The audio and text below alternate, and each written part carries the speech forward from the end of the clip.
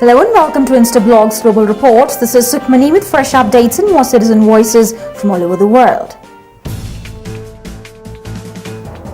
Stories for the day are: 4 Palestinians killed in tunnel explosion in Gaza, and violence against religious minorities on the rise in Pakistan.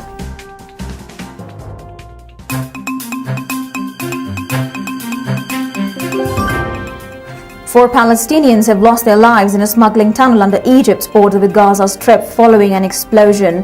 SCJ Wad Abu Zuraik suspects Egyptian hand in the explosion.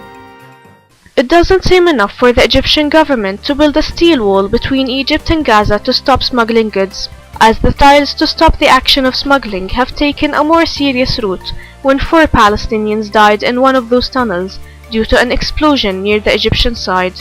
Some Gazans accused Egypt of spraying gas into the tunnels, while Egyptian officials denied those allegations.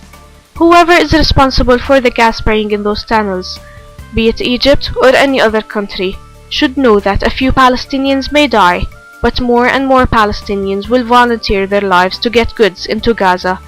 They will do what they have got to do to provide food and medications for their children.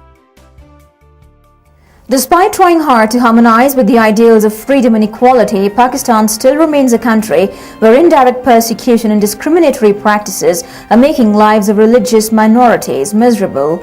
CJ Karim Khan from Pakistan hints at the establishment of secular courts for the non-Muslim communities to seek relief and justice against the oppressive majority.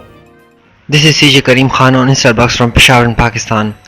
Despite trying hard to harmonize with the ideals of freedom and equity, Pakistan remains a country where violence and discrimination against religious minorities have prevailed over the past several decades. Recently, there have been a number of cases of violence against Christians, including the alleged murder of the 12-year-old girl Shazia Masih at the house of a respected lawyer in Lahore, and the crippling torture of 14-year-old Sumaila Parvez by an Air Force officer in Islamabad.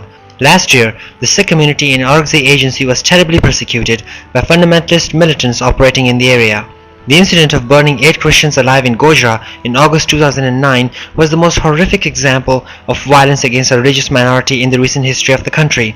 Besides active torture, indirect persecution and discriminatory practices also make the lives of religious minorities miserable in many parts of Pakistan.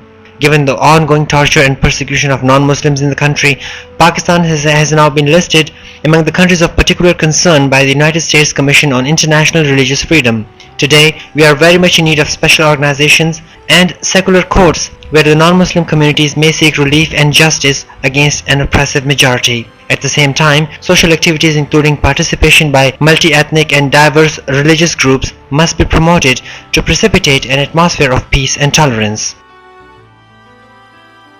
If you want your voice to be heard by millions, let Instablogs be your choice. You can contact us at cj@instablogs.com. That's all for today's show. We'll be back with fresh updates and more citizen voices. Till then, it's goodbye from the entire team of Global Report.